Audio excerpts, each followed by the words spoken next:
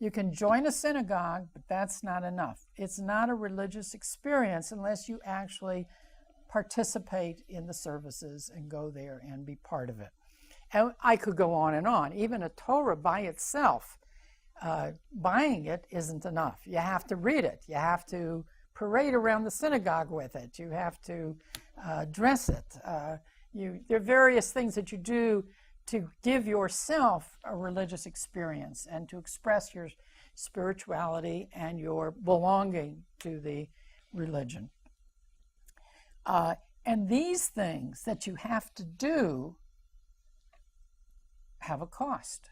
That's the value of your time, right? The value of your time and effort has to compete with other things in your life.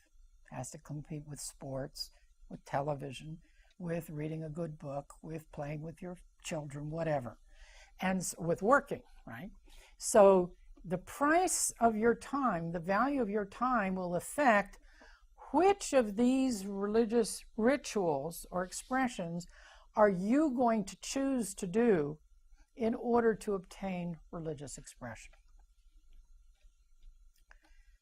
Now, the club good aspect of these things arises because you do this religion as a part of a Jewish group.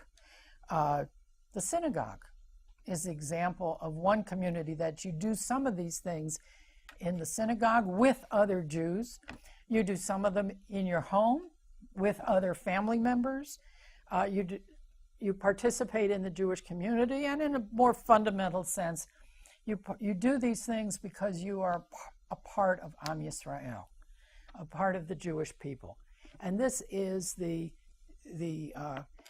club aspect. Now, in the economics of clubs, the thing that makes the club good different from any other good is that it's not only something you have to self-produce with your own time and effort, but other people have to also be self-producing it with their time and effort, and how well they do it or how much they do it affects what you get out of it. The example that's usually given is singing a song in the synagogue service, right? If you're the only one singing the tune and everybody else is either just listening or mumbling, you get a certain experience out of it, right? Well, you're singing it, you get a certain satisfaction. But if the people next to you are also singing it, for the same time and effort on your part, you get more out of it. And if everybody in the room is singing it, and they're singing it with enthusiasm, then you have a completely different religious experience. Right? That's the essence of a club good. What they do affects the value of what you do. Okay? Now, this leads to bandwagon effects, so that you want to join a group that is active and enthusiastic because that gives you more value for your effort. But it also gives us reverse bandwagon effects.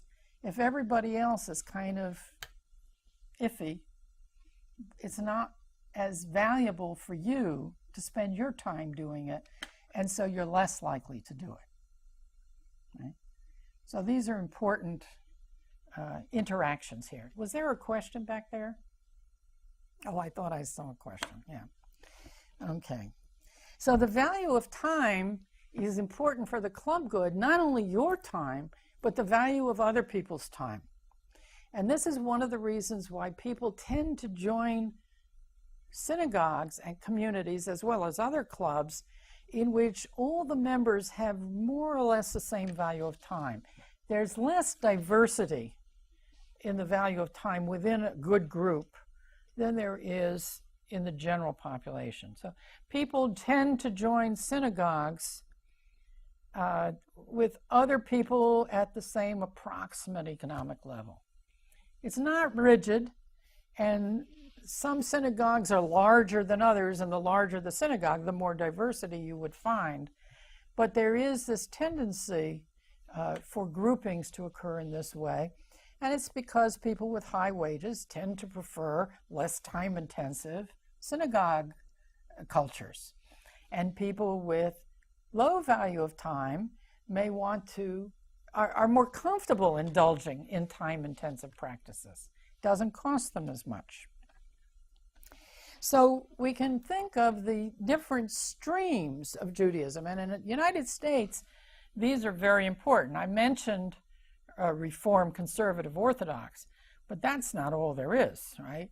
There's ultra-Orthodox is sort of, we lump together lots of different groups, but there's also now Reform has become, there's a formal Reform movement, but then there's a lot of splinter groups. There's the New Age, there's the, names are hard because each congregation claims it's post-denominational, it's non-denominational, but many of us think of that as all variants of Reform, but they're not all variants of Reform. Some of them are variants of Orthodox. And then there's the Reconstructionist movement that finally broke off from the conservative movement and is sometimes, even within these movements, synagogues have a big variety of practices. And these streams you can think of as each of them is an alternative production technology, as you will, where congregants can come together and make this thing that's called religion, religious expression. I keep seeing hands, and then by the time I'm ready to call you, they disappear. Yeah? You talked about the club good as participating in some kind of activity. Mm-hmm. But how about belonging to the club? If you in some great holiday, if you have Yom Kippur and you want to be at an important synagogue, you will have to give to buy a membership. That's right. Well, that's an aspect of economics of religion that I haven't really paid much attention to, but there is, whenever there's production, right? There's people will sell inputs, right? The synagogue can be thought of as like an input into your religious expression. And you have to pay a membership in the synagogue. Among Jews, you buy membership in the synagogue. Among some of the Christians vary a lot as to which different denominations support their clergy in different ways. Some of them have memberships, but more often they tithe, which is to say you have to donate X percent of your income to the church. And it's charity, right? And the church runs on that. And so different religions have different traditions about how to support the institutions. Talking about prestige, a man who benefits from being a clubman